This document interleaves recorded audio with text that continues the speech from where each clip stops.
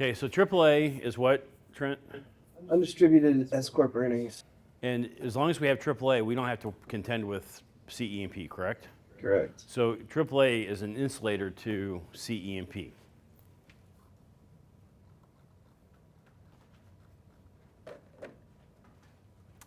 Now let's see. Polar Corporation converted to S Corporation in 2007. When the conversion was completed, Polar had $400,000 of earnings and profits. At the end of 2013, 6 years later, since converting to S Corp status, Polar has $300,000 of AAA. What are the tax consequences of the following distribution possibilities? Distribution of $200,000, $500,000, $800,000, and we're going to do this in 3 examples. Okay, I think the distributions, if I recall correctly, are constants, but the basis that the shareholders have is different. So if we have a distribution of $200,000 and we have basis of $150, and we have a distribution of $500 and we have basis of $150, and we have a distribution of $800,000 and we have basis of $150, what does that mean? Okay, I think that's the way this is constructed, I think. So, and I actually think I give you the damn answers. Distribution where tax basis in the corporation is $150,000.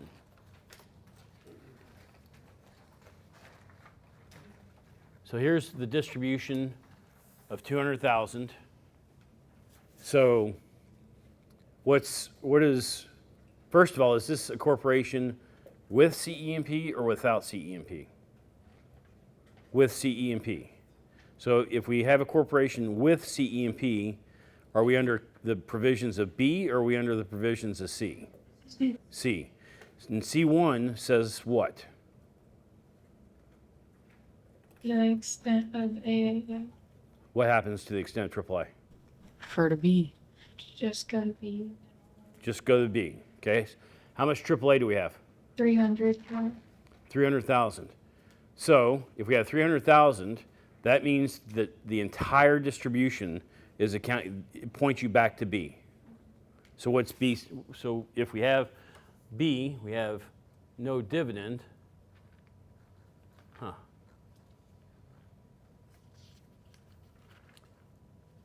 We have no dividend because we measure it. That's what this page is doing. This is entity level. But at the shareholder level, since we have AAA and we're able to point to B, what's B say, Emma? B says you have a distribution up to your basis that you have, and then any excess is a sale exchange on. Okay, so I got an E&P column, a basis column, and a distribution and excess column.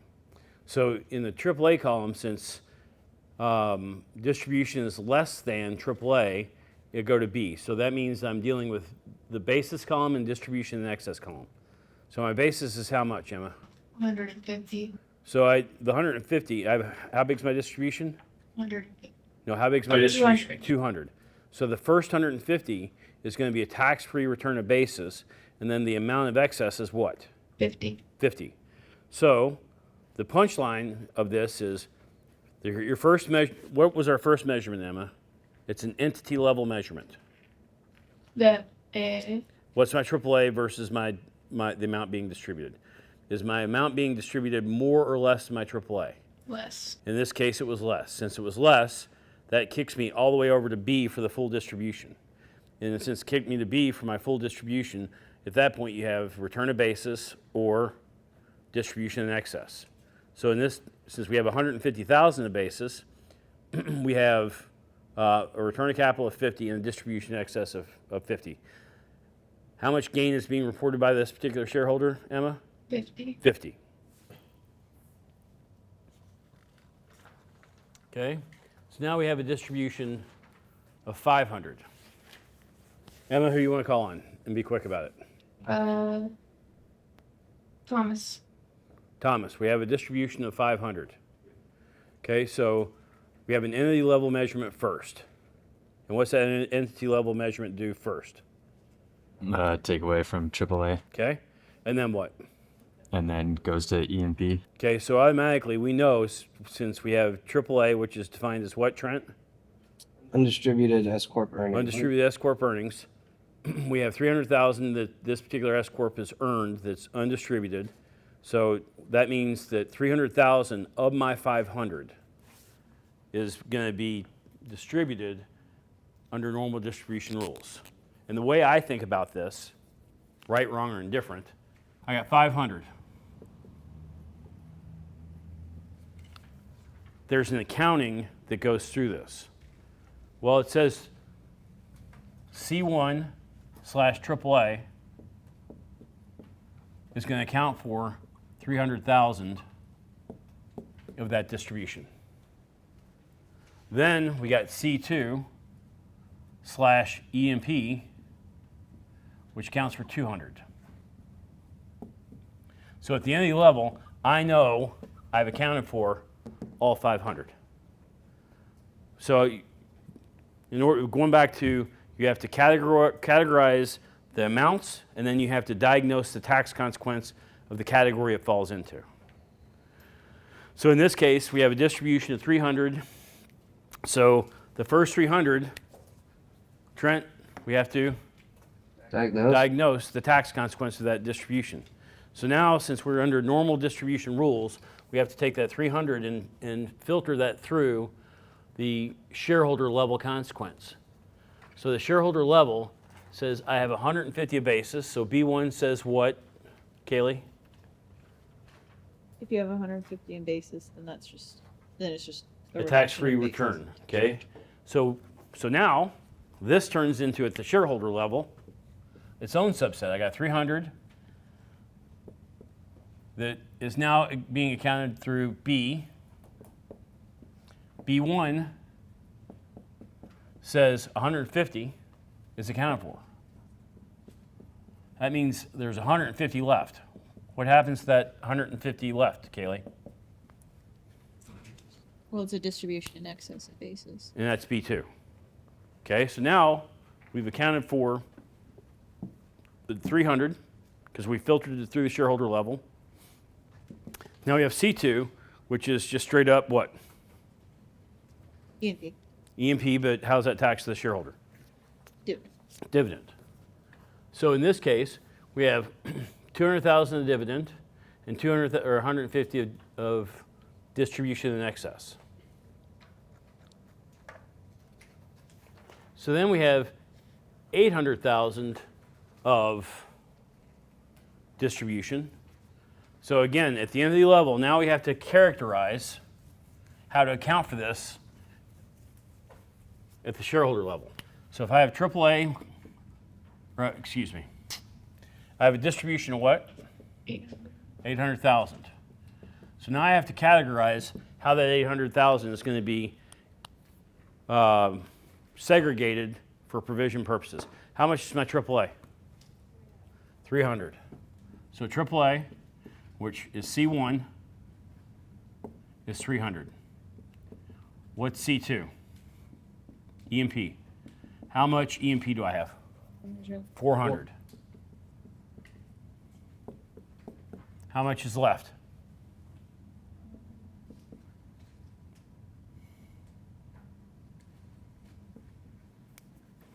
Normal. 100. So now, at the any level we've accounted, we've broken out the distribution by its own category. So now we go to the shareholder level, and the first, how much? First, what the hell? Well, that's fucking wrong. Well, that's really wrong, isn't it? Okay, I wish somebody had caught this, not me. The first, on this page, what you probably should write is distribution dash C1 next to that, because I have 300 that I'm accounting for. And the only thing that was really accounted for there in this column was 150 return in basis, and 150 distribution in excess. The sum of those two numbers is 300. That's a screw up. Then I have a $400,000 dividend. So now I have here 150 distribution in excess. I have 400K dividend. And now I got this other 100, which is the last tranche. First tranche says to the extent AAA, it's normal distribution rules that says return to basis, capital gain to the extent it exceeds basis. The second is dividend, which is my 400. The third tranche, when I make the assessment, again at the entity level, this is entity, and this is why it's so hard to track. At the entity level, I got another 100, which is my normal distribution rules. So now I go back, I would now put distribution -C3 on this schedule that says, well, I have no more basis, so that's 0, and my distribution in excess on that last tranche is 100,000. So that's wrong. So I have this 100,000 distribution in excess, and this is C1, this is C2, this is C3, and I have total income that's being generated of 650,000. That's an error on my part. I'm going to stop because I screwed that up, and I want to make sure that we're all on the same page.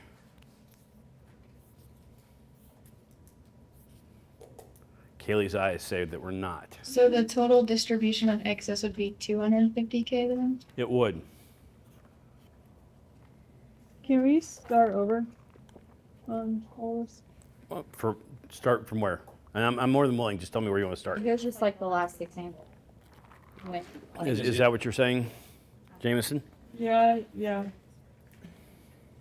I don't get like the entity. And Let's do it that way. Is the pink. Okay, so I got my AAA column. What are my columns over there? AAA, E&P, E&P, basis, P basis, distribution from excess. distribution in excess. Okay. So let's do this again. We have an $800,000 distribution that's coming out of the company.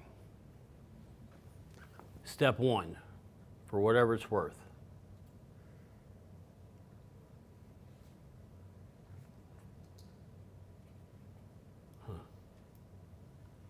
Maybe I did that on purpose. I'm going to give myself credit when I say what's the variance there. But I don't know if I did that on purpose or not. It'd be nice if I did. Okay. Well, I'm imagining you wanted us to figure out what, when you, the normal is. Maybe. I'd like to think that's what I was doing. I would do something like that. I'm not confident that's what I was doing. But if you want to let me off the hook, we'll say that's what was going on. Step one, you have to quantify and break the entity level you have to break down the distribution that's being made into its separate components based on the entity's characteristics. The entity's characteristics are $300,000 of AAA, $400,000 V&P. So C1 says to the extent you have AAA, which is what, Trent? Undistributed S corp earnings. Undistributed S corp earnings, you reference your normal basis rules. So C1 says normal basis rules. Okay, so let's take this instead of categorizing it all at one time. Let's do it piece by piece. So, and I'm going to eliminate AAA from this because that might be better. And I'm going to switch this to go over here, E&P. So I got my C1 distribution, well, excuse me. I got my beginning basis of how much? 150? Yeah. 150. So I have my C1 distribution, which I'm going to put A here, point it down, A here, because at the end of the day, these two are related. I made an entity level determination that 300,000 goes through my normal distribution rules. So my first line here is C1. So I have 300K that has to be accounted for because I made an entity level determination. So C1 points me back to where, Lucas? Normal distribution rules under B. Okay? Normal distribution rules under B says what, Kaylee? To the extent of basis, it's non-taxable return. And past that, it's a gain. Okay? So B1 says I have 150,000 return of basis. I've now run completely through my basis. How much was my distribution from AAA, Kaylee? 300, How much did I account for? 150. 150. So I got 150 left. That's B2, which is distribution in excess. So then I have my second entity level determination, which is of the 800, 3 has been accounted for. I have 400,000 of CE&P that's in the company. So C2 says to the extent I have CE&P, it's dividend. So B, C2 says that C2, I have a $400,000 dividend. Isn't that my number? C2 affects basis not at all. It affects distribution in excess not at all. It affects CMP / dividend. So now I have my C1 accounted for, which was 300. I have my B accounted for, which is 400, which is dividend. And now I got to do C, which is C3. And C3, Tatum says what? Refer back to E. Refer back to B, my normal distribution rules. So do I have any basis left, Tatum? No. I do not. So B1 is 0 because I don't have anything left. And this is 400K. This is 100K. So the 100K was depleted by the basis column by how much? 0, because there's no basis left. So B2 says 100K goes to distribution in excess. So now I have 0 basis because I started with 150. It was depleted by tax-free return of basis under B1 of the 300 that I classified at the entity level. I had 150 because it was distribution in excess. And then C2 said, well, 400,000, I made a determination at the entity level, 400,000 was distribution associated with dividend. So I got that in my dividend column. And then C3 says, refer back to what? B. B, which says, well, to the extent you have basis, which is 0, you can account for that distribution under that provision. Well, since it's 0, 100 has to kick into B2, which is now distribution in excess. 0 basis, 250 of distribution in excess, 400 dividend. Did that help? Yes. Okay. So let's just keep the same procedure for the hell of it.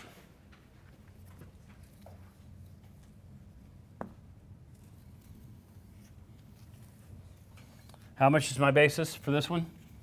300. 300.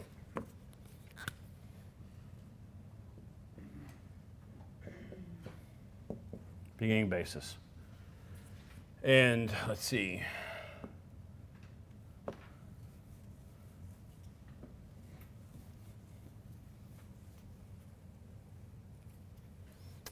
Okay, my distribution is how much?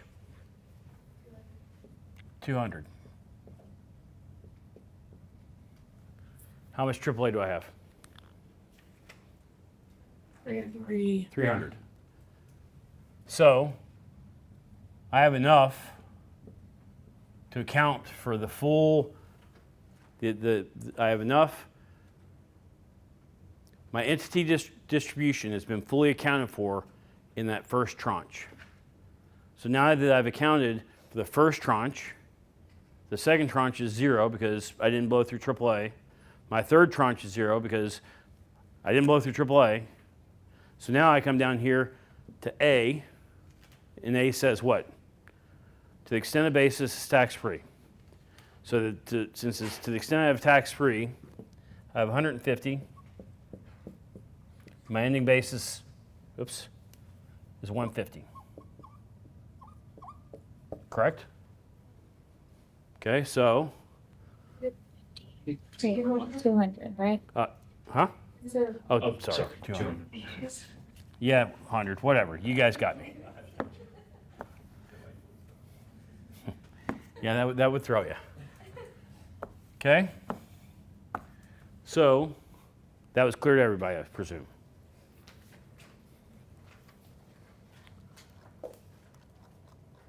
So if we have 500,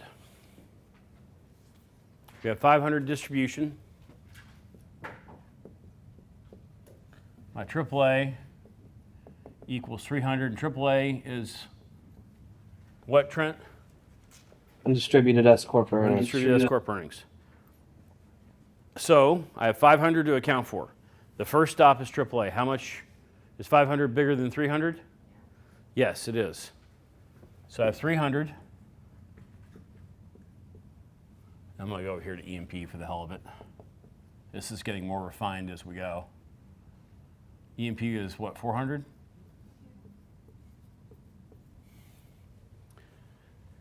So it says, well, now that we've accounted for 300, we got to go to the next stop, which is E&P. How much do I have left to account for? 200. How much is my E&P? 400. So the E&P stop is going to account for all 200.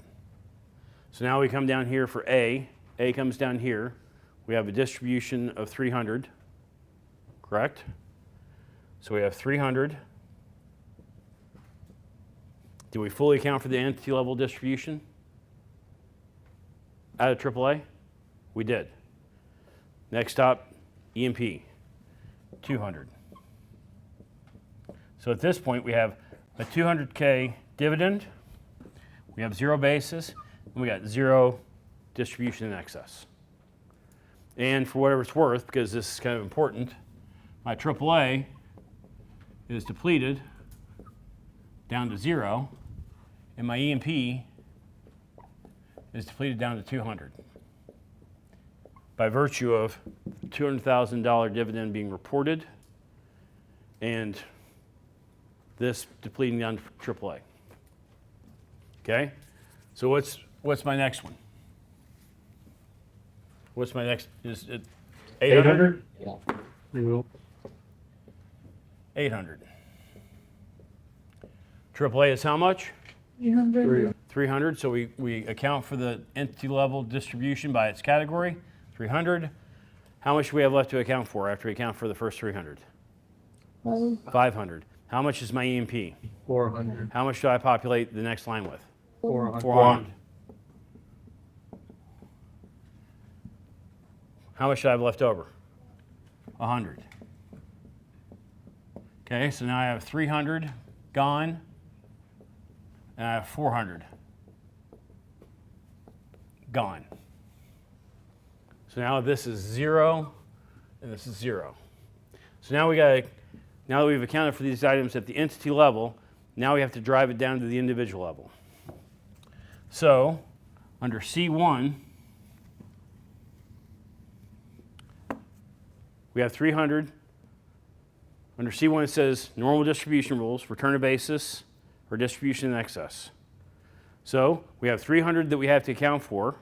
We have 300 at basis. So C1 is fully accounted for because basis fully absorbed that portion of the distribution. E&P, 400. Now we have 400 that needs to be reported for E&P. Now normal, C1. So do we have any basis to absorb that? We do not. So now we have distribution in excess. So this is 0, 100K, 400K. And we have $500,000 of total income that we have to account for. Okay?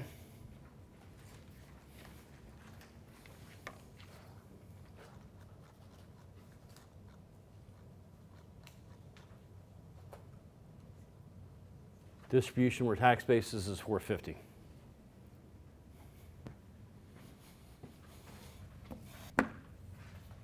So beginning basis is 450, right? Yeah.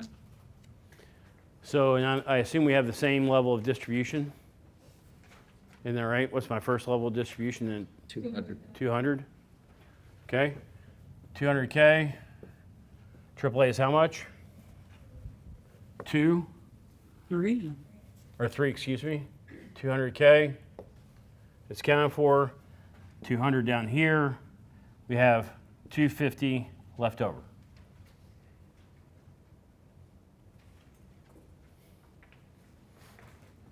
Does that make sense? Okay. The next one we have how much? 5. 500. We have 500. We have AAA at 300, so I have 300. 300K. And then how much do I have to account for after that?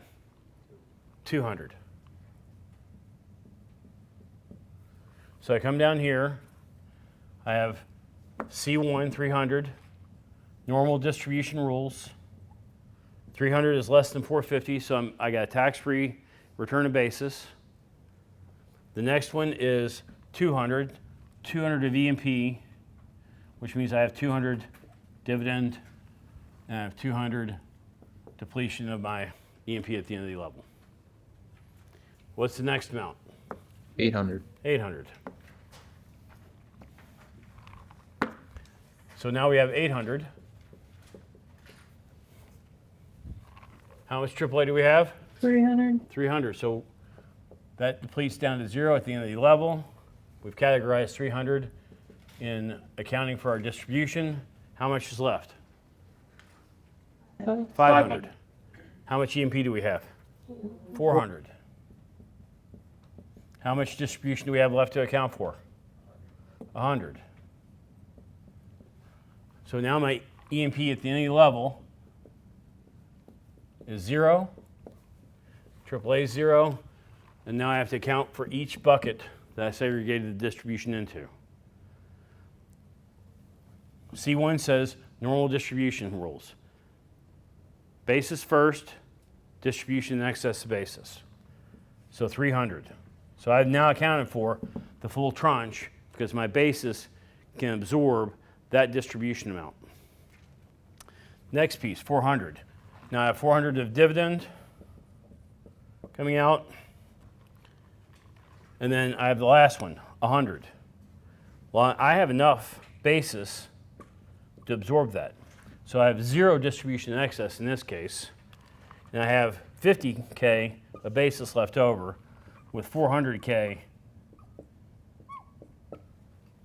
of dividend.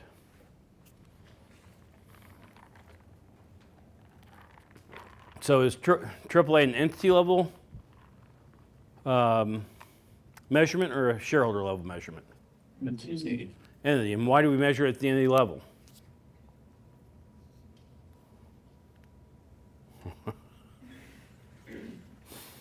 Why do we measure AAA at the entity level? Why do we measure AAA at the entity level? So then you can categorize it. So you can categorize the amount of distribution that follows normal distribution rules. That's why you have an entity level. Yeah, Trent. So stock basis had like the ordering rules where like you go income, then distributions, then non-deductibles or whatever. What's the order for AAA? Because that would impact the amount of dividend. I think I talked about this somewhere. I don't know. but that's a fabulous question. Okay? That is a really good question. Is Can I it gift card worthy? do what? Is it gift card worthy? How many do we have left? 2. You can hold off. Yeah. Where am I going? Actually, I don't think it is, no. no. What's not in there? That it's like you have to issue 1099. No. Nice try though. Okay, so where I'm going with this is Trent, if I'm tracking, says, well, we talked about this ordering rule, is what you're saying, correct? Yep. And when we talked about the ordering rule, I think you said something about there was a time when your losses exceeded your basis, maybe, and you have this negative number that you have to account for on the 6198, maybe. Is that what you're saying? No, but I'm following what you're saying. What were you saying? Well, yeah, I guess technically, yes. It's essentially the same thing. Okay. So you're saying, well, I got this negative amount that I have to track on the 6198. How does that work? Because earlier you said Schedule K is entity level and it's a measurement. And you have K1, which is shareholder measurement. And if we were always an S Corp shareholder, the two are going to be in sync. So in the shareholder level, you run into this basis problem that it just caps you and puts you at 0. Correct? Mm-hmm. So if that's true, and again, correct me where if I'm not interpreting your question correctly, if that's true, what happens with AAA when you have that same negative impact? Yes. I think that's essentially the same thing as what I'm asking. Like, is it the same order where you go income, then distributions, or are distributions the last thing you come to AAA? We were asking the same thing. You're asking it differently. Okay. I mean, I'm driving at the point you're making, but the point you're making is a great question, but you're because you don't have a point of reference, the question's kind of wrong. Okay. It's a great question, but it's not formulated correctly because this is a good concept to know. And this actually drives me nuts because is AAA and basis the same thing? It is not. AAA is measured at the entity level, correct? Yes. Basis is measured at Yeah. shareholder level. So I think what Trent is saying is I have beginning basis of 10. And actually, what I said earlier was wrong about AAA and basis being the same thing. Because if I fund a company with $10,000 of cash, it's going to be a debit to cash. And I'm going to say that stock is worth $1,000 for under par value. Well, my stock section is going to have $1,000, and I'm going to have $9,000 of APIC for my opening entry for the balance sheet. Cash at 10, stock of $1,000, APIC of 9. Does that all make sense? To the extent you have that opening entry on the balance sheet, that will be a disconnect in between AAA and basis, because I funded with 10,000, so my basis number is 10,000. But AAA, the company hadn't earned anything yet. So that was a misstatement on my part, or an incorrect statement on my part. There is a disconnect automatically. But other than that opening entry, it's in sync. So if the company has a $10,000 loss,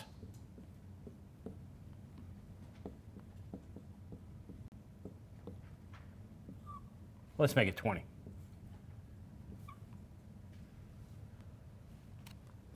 Trent's saying, well, wait a minute. I can only deduct up to 10. My basis is 0, and I have a $10,000 carryover on my 6198. I think that's what you're saying. But there's ordering and some other things that we have over here to make a determination of how we diagnose what's hit my 6198, and there's income first, distribution next, non-deductibles, and losses, I think, was the ordering. And Trent's saying, well, there's this ordering that we have to account for. There is no ordering for AAA. Because AAA just goes negative.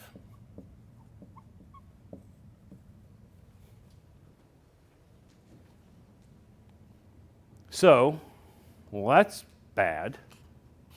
Because if let's pretend that we convert, we have a corporation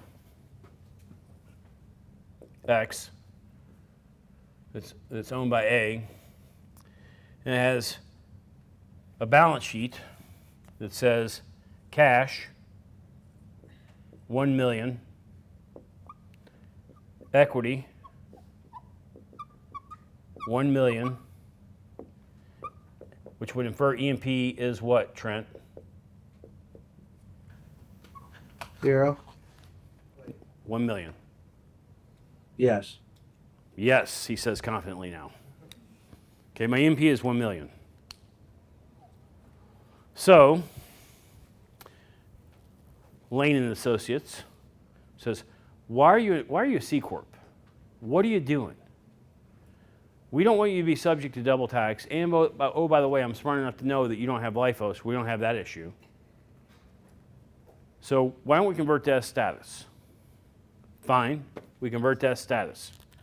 So when we convert to S status, what do you think my AAA is when we convert? Nothing. Trent, is that right? Yeah. Why? It's an S corp, not a C corp, and so the earnings from the C corp are in a different column.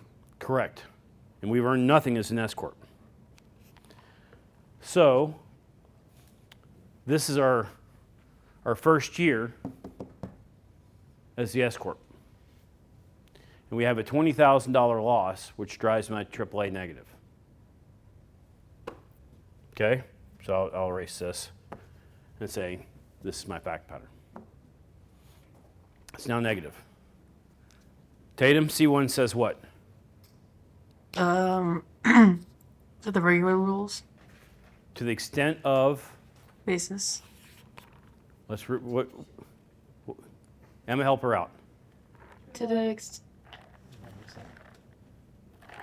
to, What'd you say, Emma? to the extent of basis tax free, and then anything over is Jameson, AAA. what about AAA? To the extent of AAA. You look to normal distribution rules. I was saying the normal distribution. Yeah, but what sends us? What's our guidepost? The AA. The AAA is our guidepost that sends us to normal distribution rules. How much is my AAA? Do what? What is it? Negative 20. Negative 20. So if I make a distribution, do I have any AAA? I don't. And as a matter of fact, the company has to earn $20,001 just to have $1 of AAA. It has to dig itself back out of that hole. Because we have the cash. We could lose $20,000 because we have $1 million of cash. That's no problem. So AAA is the guidepost. It's an entity level measurement, is it not? And if you have, and I say the same ingredients move AAA as it does basis, well, a loss moves basis. A loss moves AAA. The same ingredients move them. Basis can never go negative. AAA can go negative. What if you have negative AAA when the return's final? That's not going to matter. So let's put a finer point on this. Okay. Okay, let me answer that differently than the question that you asked. Okay. S Corps come in two categories, do they not? Yes. And what are those two categories? With the NP. With EMP and no EMP. correct? Tatum, C1 references what? AAA. AAA. C2 references what? EMP. EMP. C3 references go back to B, Right. correct? There's this middle one that says EMP, correct? And if we you're okay. If we all go back and reflect on what is the header, if you can find that page, maybe I'll just find it on here, is, what's that say? Highlighted. Having EMP. Corporations with CEMP. And what do these words say? Accumulated adjustments account in C1. The AAA account is a guidepost. To tell you how much of your distribution at the shareholder level gets to be accounted for under normal distribution rules.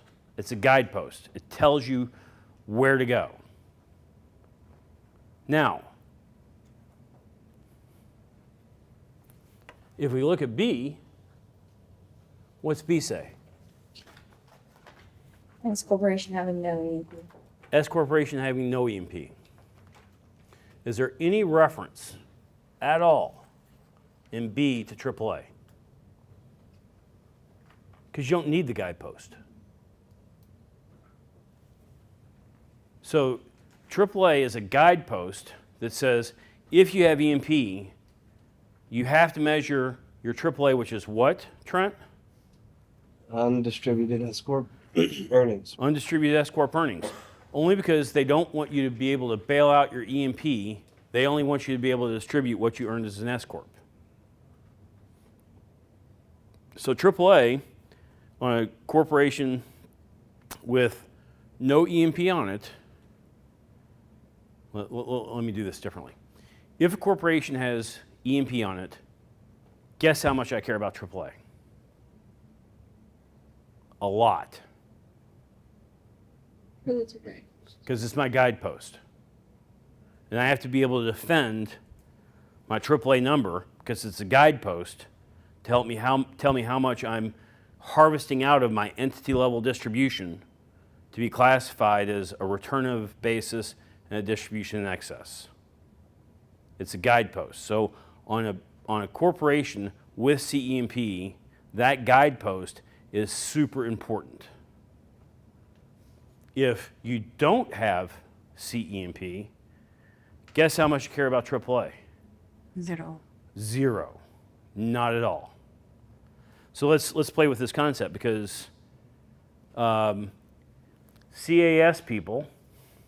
Yo, I don't know if this is still true or not, but this one kind of used to drive me nuts. This might not be true because maybe this slipped through the cracks and nobody really understands, nobody knows, and maybe you don't even know the rule. Because earlier I said AAA is measured where? The entity. Basis is measured where? Are they the same thing? No, they're not.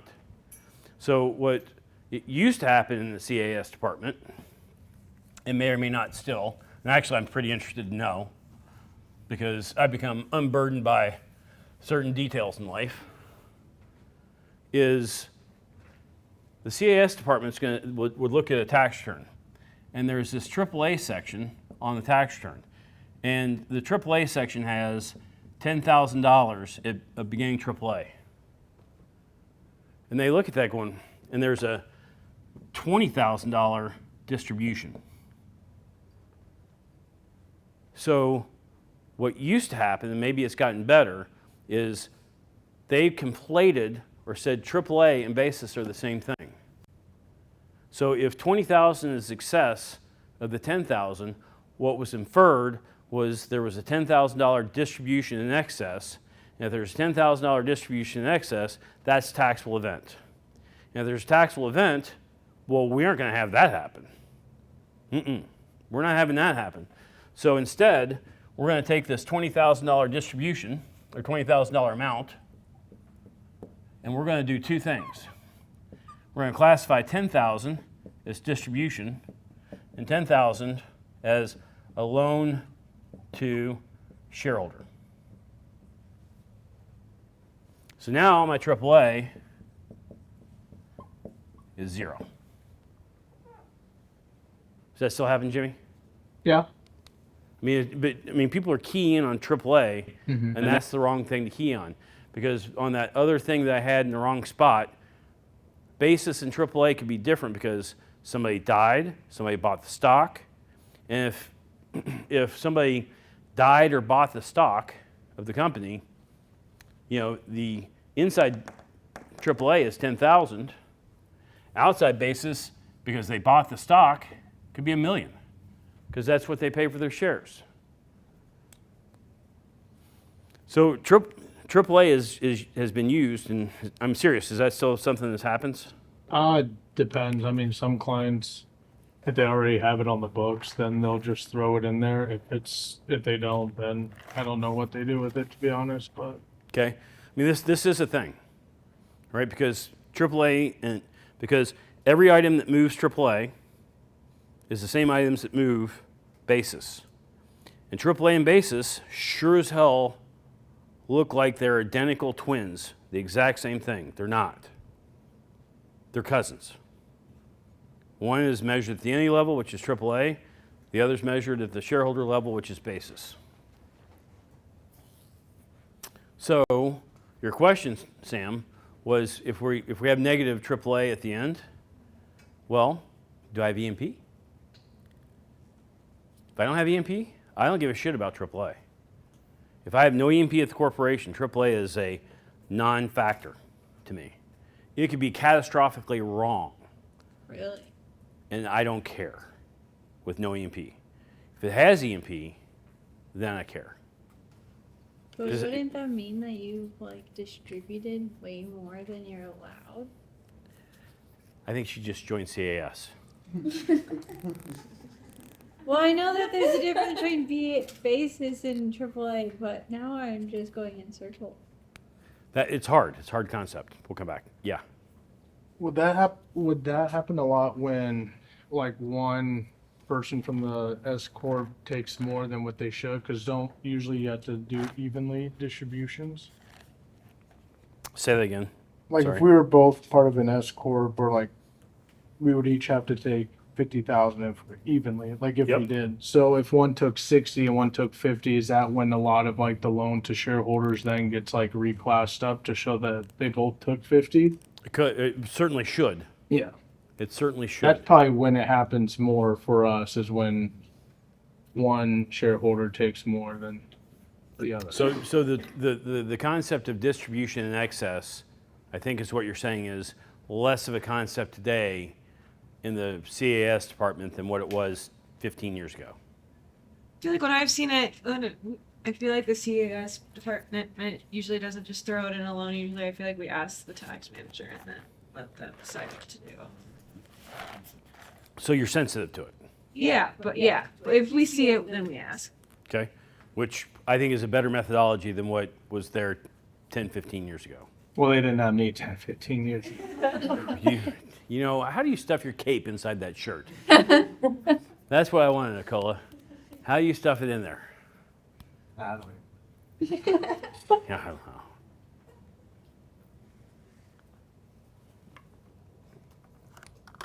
Let's see. 20. You answer my question. Do what? I don't think I got an answer to my question. What was your question? I think I was thinking of negative. Or Yeah. The question is, so let's say, There is no ordering for AAA. okay, but if we have beginning AAA of 10,000, we have a loss of 10,000 and a distribution of 10,000. Uh-huh. If you do distributions first, then you don't have any dividends. But if you do losses first, then you do have dividends.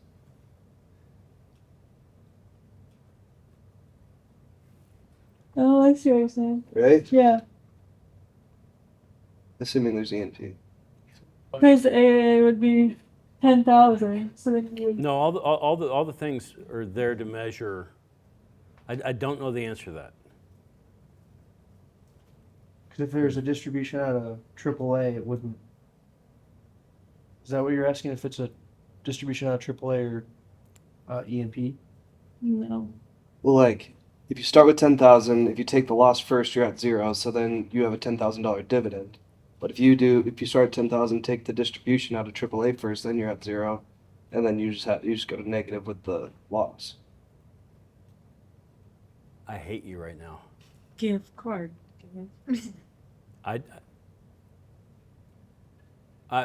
So this is one of those moments where I say, I don't know, because I don't know. But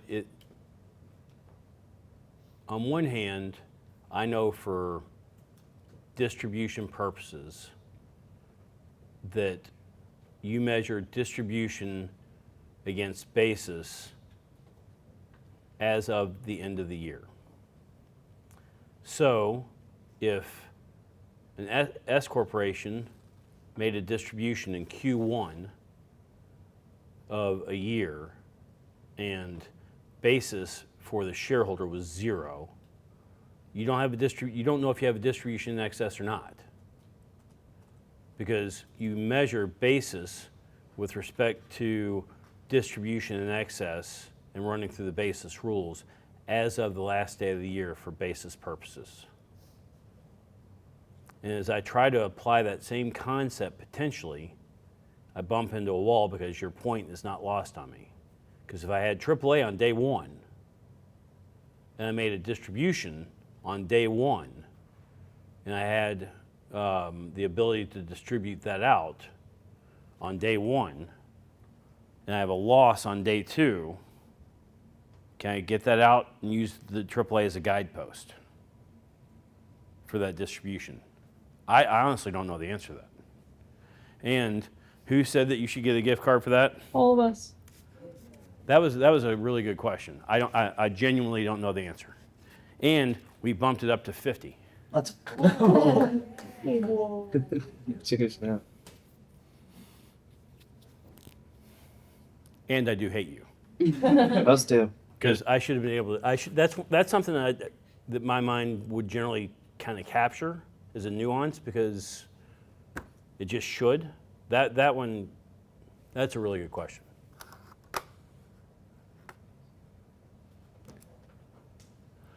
Let's see. You're sleeping after that. I'm just waiting for an answer.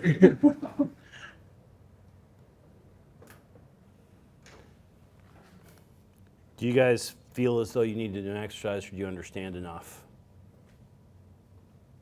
I feel like all the exercise we did on the whiteboard were good. Like the repetition was good. If it was good enough to move on? Yeah. Yes. Okay, that's my question. But in your spare time for fun, if you want to run through this, it's probably not a bad exercise. And that gets back to being intellectually, what was that, Lane? Curious. Curious. And breaking stuff apart and Curiosity kills. Jimmy will do it after Memorial Day. do what? If we leave right now. We'll promise I'll do the problem if you let it be.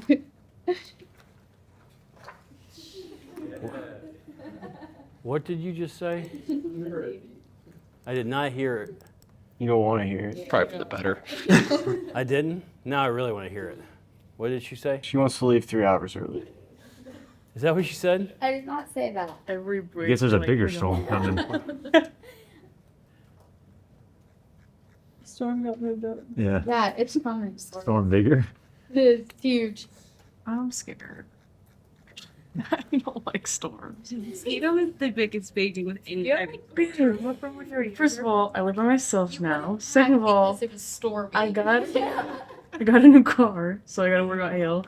Third of all, I don't have a basement, so if there's a tornado, I'm dead. So do your neighbors. Who? The old people that live next door? I'm not knocking on the door. I'd rather die than not do they don't. I haven't even been downstairs yet for any. You're story. insane for that. You actually were like, no. Okay, we're going to get back to it. We talked earlier about 1001 and the fact 1001 impacts lots of things. And I stole some of the slides out of here and put it at the beginning when we were talking about the C Corp rules that apply both to S and C Corps, and talking about the exceptions. And 1001 is a concept of proceeds compared to basis to get a gain loss.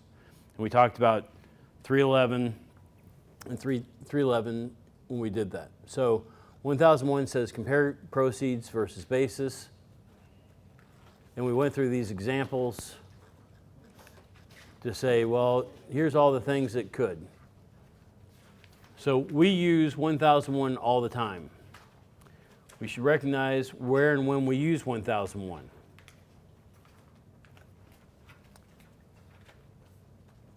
Okay, simple transactions can have 1001 applied multiple times. Well, that's a poorly constructed sentence. There are multiple times 1001 can be applied, is a better way of saying that. Distribution of appreciated property from an S Corp that's always been an S Corp. Distribution of appreciated property from an S Corp with C Corp history. Distribution of appreciated property with redemption of S Corp. Distribution of appreciated property, redemption of C Corp stock. Sale of assets and liquidation of C Corp. Sale of assets and liquidation of an S Corp. So what I think we're doing on this is, well, if we have 311B that says no gain or loss is going to be reported on the distribution of an appreciated item, and then B says, well, if there's appreciation, just kidding, you have to report the gain. It's a poorly constructed, or I don't particularly care for how that was constructed or written. So if we have land with basis of $50,000 and Bill owns the corporation, and the AAA of it has CEMP of 40. Is that what that says? Yeah. And AAA of zero, if the corporation sells the land for $100,000, how much gain is the corporation going to have? 50. 50. So we said before AAA and basis go up equally for items of income, deduction, loss, and distribution. So how much is my AAA started out at 0? What's my AAA go up to? 50. Okay? So now I got AAA of 50. And how much was my EMP? 40. Okay? Then we have a K1. We have beginning basis of 10 for Bill. The K1's issued to Bill, and we have gain of 50, correct? And we have ending basis of 60. So now we have multiple data points. We have CEMP of 40, I think, AAA of 50, and basis of 60. If the corporation then distributes the 100,000, tell me what's happening here.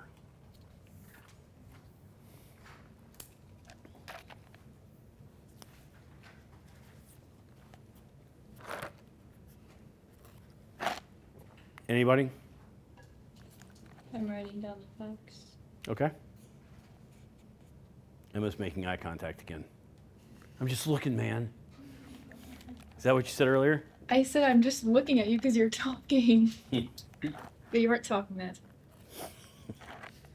Which made it more weird.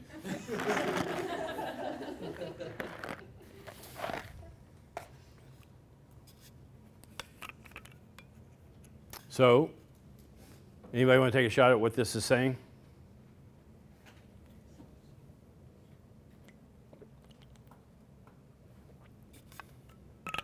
Is that a capital gain?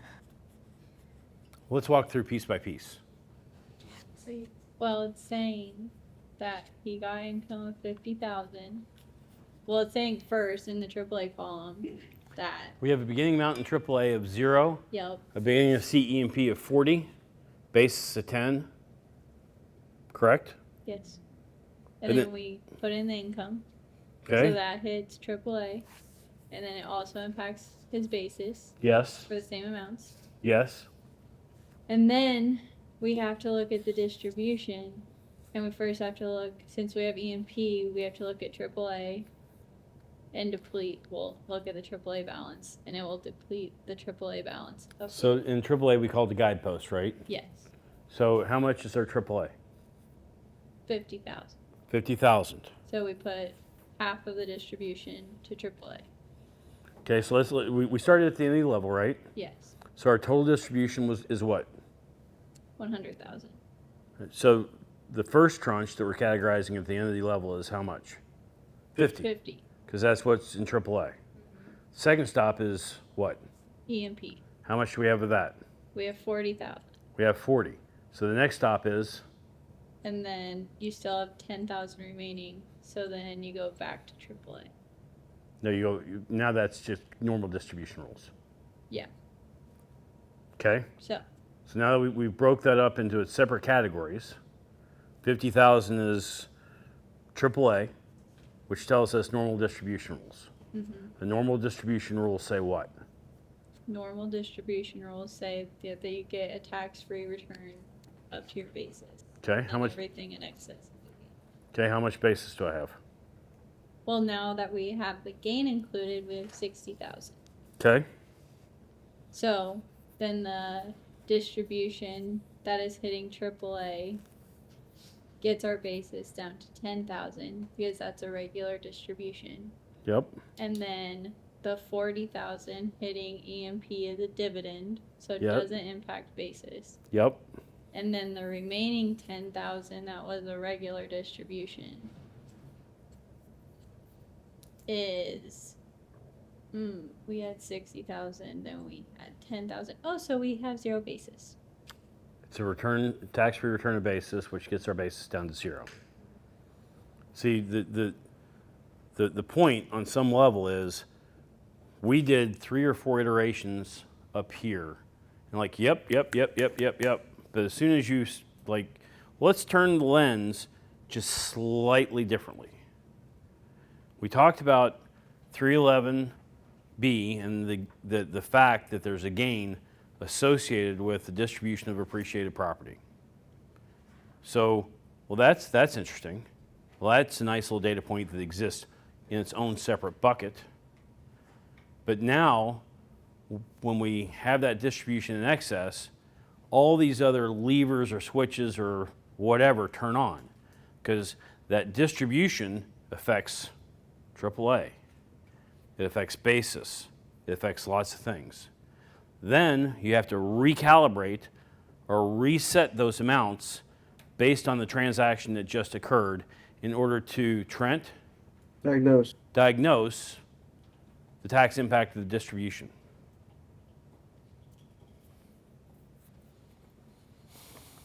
Okay?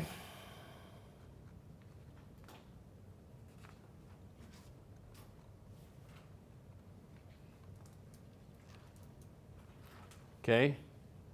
Oh, that was a sale of property. That wasn't a distribution. Sorry. That was a straight up sale. Because this one is, what if Bill distributes land to himself? Instead of cash. Mm-hmm. Wow, I should have that this year. Do what? Well, you should have come to this first. So what happens when Bill distributes to the ground?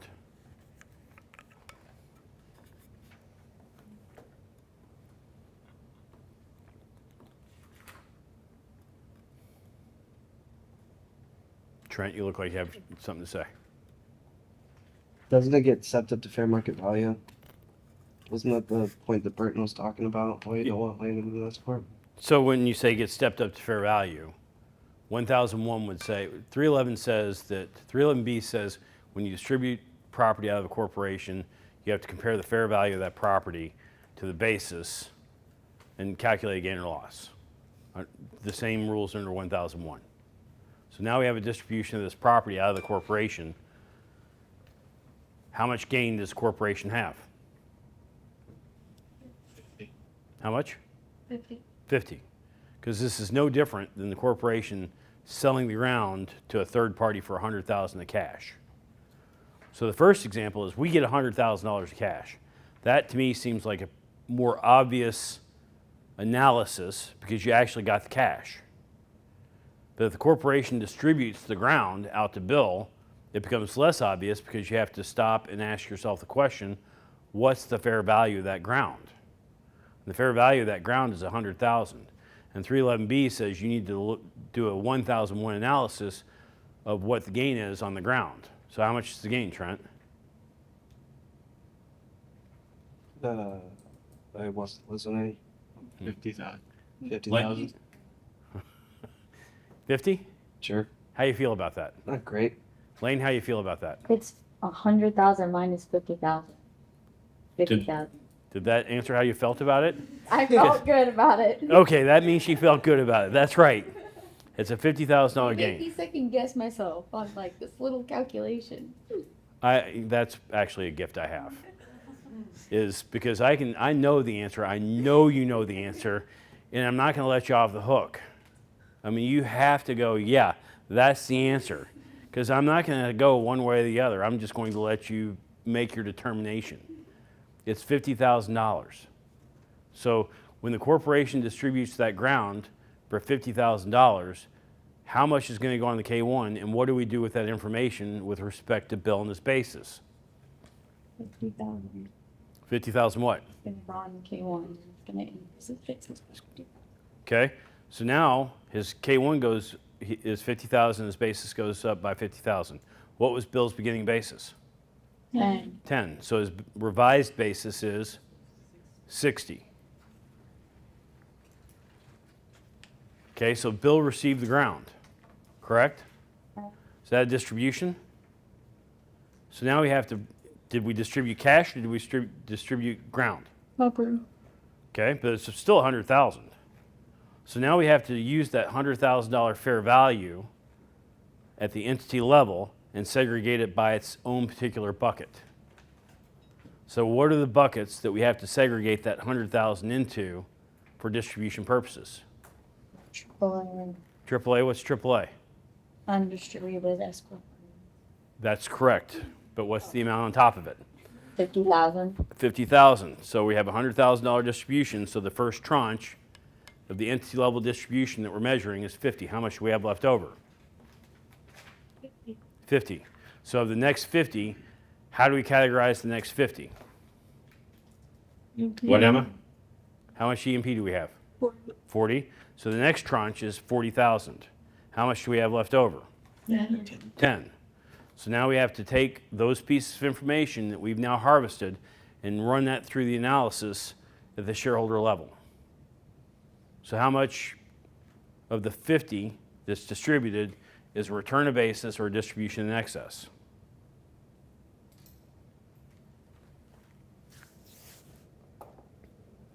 It's all return. It's all return of basis because the facts didn't change, did they? The only thing that changed is we distributed ground. That's the only thing that's changed, but that mere change is enough to say what the F is going on. It makes it seem more scary. Do what? It just makes it seem more complicated. But it's not. Yeah. It really isn't. So it's the exact same analysis where we have 50 return of basis, no gain in excess, 40 of dividend, and 10 return of basis with zero basis for Bill at the end with a $40,000 dividend. So here's the thing, that, and maybe, not maybe, it is experience and I'm going to call it experience. I don't know a better way to say it. That says, hey, I have a distribution of ground from an entity. The distribution of the ground has its own what, Trent? Diagnosis. Which says that distribution of the ground, I have to review my rules under 311 that says what happens. The ground comes out, 311 decision tree, because now I have to diagnose it, says what's fair value? Fair value is 100,000. Okay, fine, got it. What's basis? It's 50. Fine, got it. Now I have a $50,000 gain. Okay, now I'm through. I've taken from the beginning to the end, cradle to grave, my 311 analysis. So now there's this next piece that says that $50,000 affects something. what does that $50,000, what does that $50,000 affect? Hold on, what was that? AAA and basis. 50,000, 50K affects AAA and basis. So now I know I got a beginning basis number of how much? 10. I get to add the 50 to that. And I have AAA of what? 0. 0. So now I have AAA of 50. All right, that seems okay. Does that seem the terminal point of that piece of the analysis? Probably. So then I know, and this is probably why it's a little bit harder, because I sold the land in the first example, and I had cash. Cash came into the corporation, cash left the corporation. Well, the thing that generated the $50,000 gain was the item leaving the corporation, was the land, which makes it seem, Sam, Complicated. more complicated, because now you have this other piece that seems a little bit more invisible that you have to account for. So now that I've done that, well, I had land and it was distributed. Well, what's the amount of the distribution? How do I make the determination of the amount that was distributed? Does anybody know how to make the determination of what was distributed?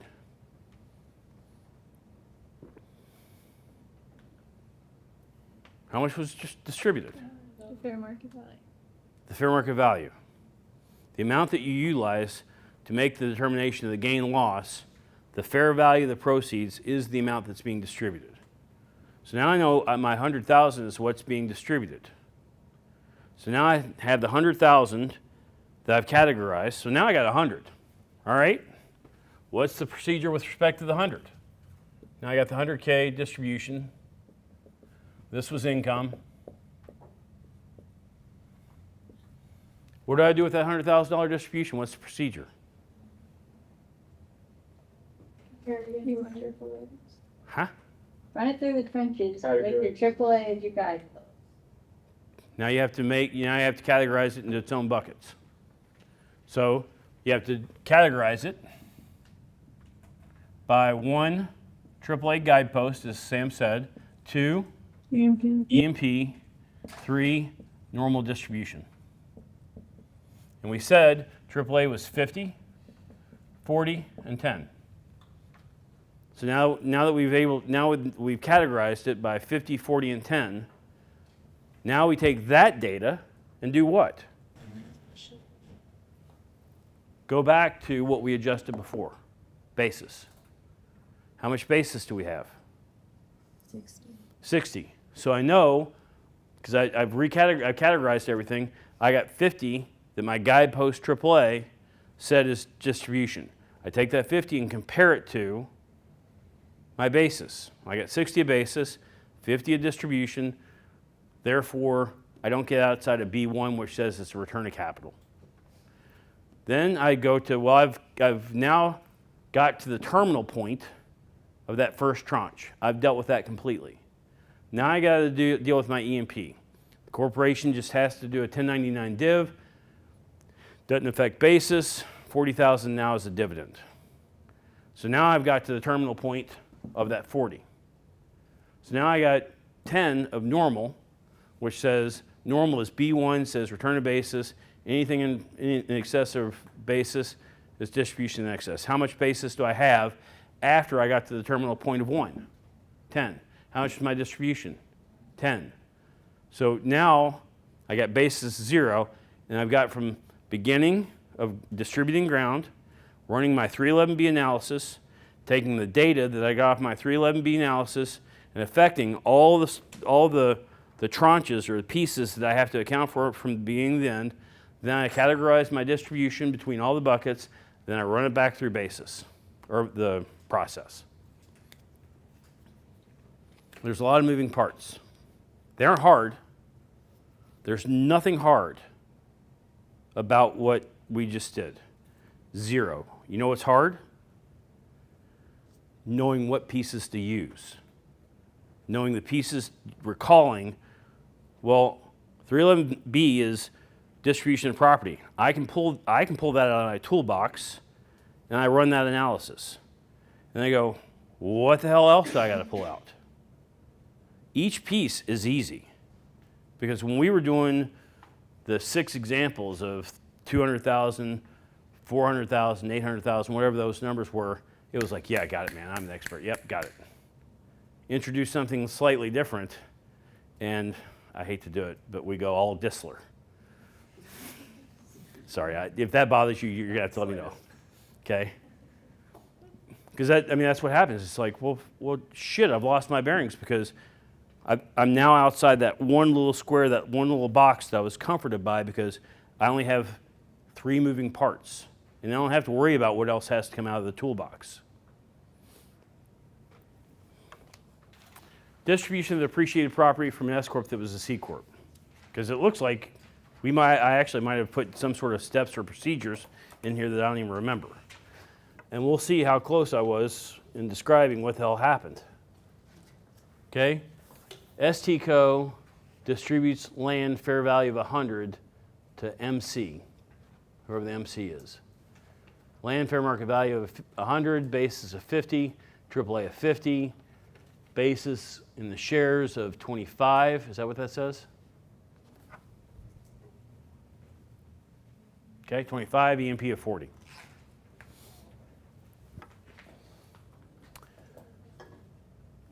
Step 1, calc gain at the entity level. That feels like what we did before, right? I had to start with my 311B analysis. Step 2, gain, what's that saying? Reported to shareholder on K1. That feels okay. Land fair market value. Tax result, K1 of 50, 25,000 distribution excess, basis in land 1,000. So, well, I don't know what the hell step 1 is. Step 5? Where's step? Does that say step 5? Yeah. Step 3 is above AAA. Oh, where? Here. Oh, fuck. Okay. Step 3, adjust AAA to get me to 100. Adjust basis is step 4. Oh, look at this. This actually is not terrible. But I was actually struggling with what the hell I was saying. Step 5, categorize distribution by its particular categories. I mean, I think the way I did it before probably was better by saying, hey, this is what we're doing at the entity level, and then we have to translate that out, but that's what this is doing.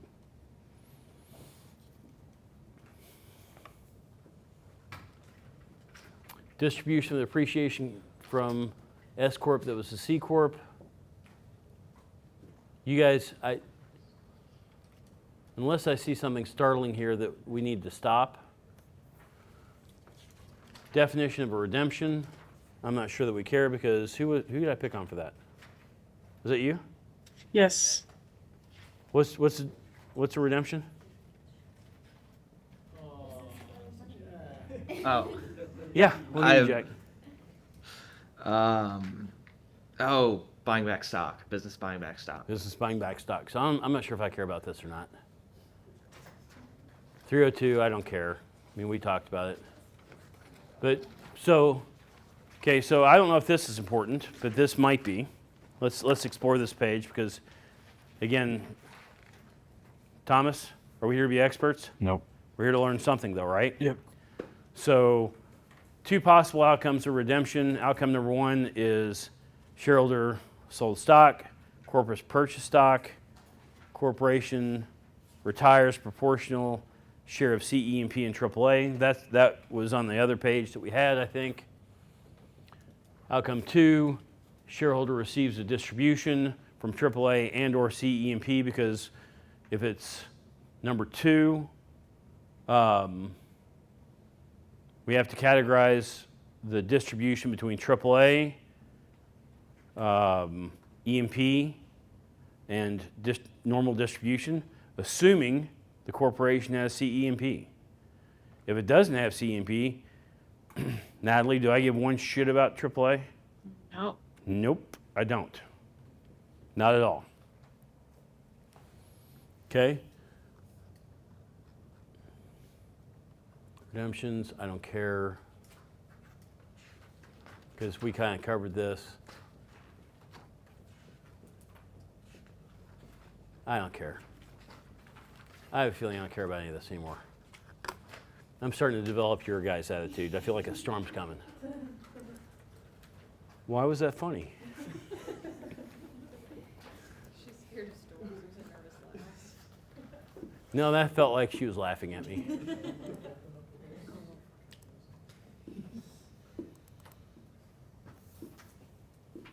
Can I ask something before we move on Sure. from my question earlier? Me saying distributions was bad. I shouldn't have used distributions as my example. Shame on you. I'm sorry. I have no idea. Just, hold on, stop. Does anybody know what the hell she's talking about? Because that sounded like, don't send me to the electric chair. It was terrible. So I'm glad that nobody else knows what the hell you're talking about, Sam, because I'm like, what shame did I throw at you? I was asking about negative AAA. Yeah? And the return goes final. It's truly just a guidepost. Like, we do not care if it's negative. Like, it doesn't trigger anything, like gains or anything, if it's negative when the S4 goes final. It just, like, goes to the dumpster. So we literally just use it for the guidepost for the distributions. Yes, That's all AAA is used for on a return. as far as I know. That's so bonkers to me. Well, I could be wrong. Well, it's nice. Like, it's I mean, seriously, I could be wrong, but I don't. I've never seen AAA referenced or used in any other fashion. wow. So That's great to know. that doesn't mean that I'm right, I could because ask you. there's lots of things. There's been more than once in my career I've been standing on what I feel to be such solid ground that nobody's going to push me off of it. I know what I'm talking about. And I walk out going, oh my God, I was an idiot. And that's sincerely happened, where I would have bet my house I was right in these situations. And it's happened, I don't know, something more than 5 and something less than 10 times. I would bet my house. It's like, ooh, that didn't go well. I mean, so I've been around enough to know I don't know everything. I've been around enough to know that since I don't know everything, that means I could be wrong even in the shit I really, really know. So I concede right up front, I could be wrong. There could be something I don't know, because there's a lot of shit to know. A lot. Do I really want to do this? No.